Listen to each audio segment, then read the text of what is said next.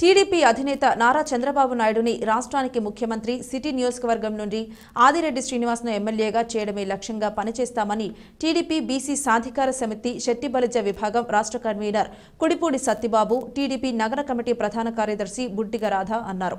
The Rajahmundry press క్లబ్లో బుధవారం జరిగిన మీడియా సమావేశంలో వారు మాట్లాడుతూ ఆదిరెడ్డి వాసుని గెలిపించడానికి అన్ని వర్గాలు, సామాజిక వర్గాలు ఏకమవుతున్నాయని, శెట్టిబలిజ, గౌడ సంఘీయులు మద్దతుగా ఆనంద్ రీజెన్సీలో సమావేశం నిర్వహించామన్నారు.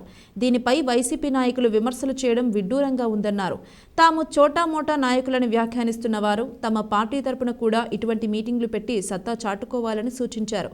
టీడీపీ విధానాలు నచ్చి వైకాపాకు చెందిన నాయకులు, కార్యకర్తలు అధిక సంఖ్యలో తెలుగుదేశం పార్టీలోకి చేరుతున్నారని, వైఎస్ఆర్సీపీ మునిగిపోయే నావని అన్నారు.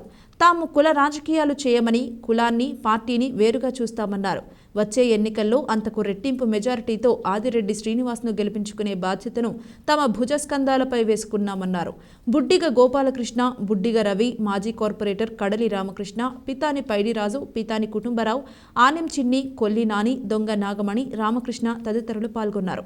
ఈరోజు గౌడ శెట్టిబలిజీలు వచ్చి మద్దతు తెలిపారంటే దాన్ని వక్రీకరించి కుల రాజకీయాలు చేయడం తగదని మేము తెలియజేస్తా ఉన్నాం. ఓకే, పెద్దలు ఉన్నారు, గౌడ శెట్టిబలిజీలో పెద్దలు ఉన్నారు, చాలా సంతోషం. ఒక ఆయన అంటారు, మా సామాజిక వర్గం నుంచి 38,000 ఓటర్లు కలిగి ఉన్నాం మేము, మాది చాలా పెద్దది అంటే మాది చాలా సంతోషం, మేము దాన్ని స్వాగతిస్తున్నాం.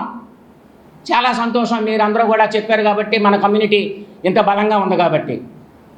నేను ఒక ప్రశ్నేసి అడుగుదలుచుకున్నా, 38,000 మంది మనకందరూ కూడా మద్దతు ఉంటే ఈ 38,000లో 28,000 ఓట్లు మైనస్లో భరత్ గారు ఎందుకు వచ్చారు లాస్ట్ టైం? అంటే శెట్టిబలిజీలు అందరూ కూడా 28,000 మంది ఓట్లు వేయలేదా? మీరు చెప్పండి దానికి సమాధానం.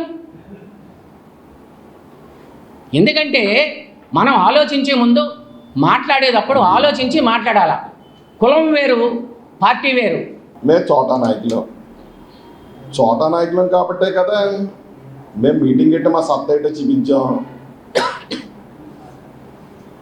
మీరు కూడా పెట్టుకుని చూపించండి అంతే తప్ప మైకులు ఉన్నాయి కదా అని ఇష్టం వచ్చినట్టు మాట్లాడడం అనేది కరెక్ట్ కాదు. ఇంకో నాయకుడు అంటారు, శెట్టిబలిజ గౌడ్లకు చాలా దారుణమైన అన్యాయం జరిగిపోతుంది, వైసీపీలకి లోనే బీసీలకు చాలా గొప్ప న్యాయం జరిగింది అని చెప్తున్నారు. ఏ న్యాయం జరిగిందంటే పత్రికాపూర్వకంగా నేను ప్రశ్నిస్తున్నాను. తెలుగుదేశం పార్టీ బీసీల పార్టీ, బీసీల కోసమే పెట్టింది తెలుగుదేశం పార్టీ.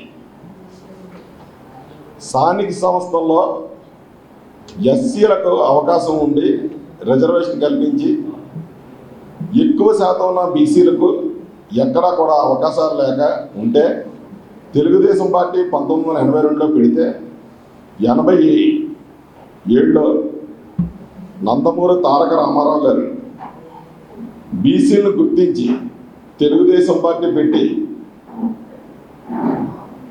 పెళ్లి కాని కుర్రోళ్ళని, చదువుకున్న యువతి యువకులందరినీ కూడా సీట్లు ఇచ్చి ప్రోత్సహించి ఎమ్మెల్యేలుగా, ఎంపీలుగా, మంత్రులుగా చేసిన చరిత్ర ఏమనుందంటే అది తెలుగుదేశం పార్టీని.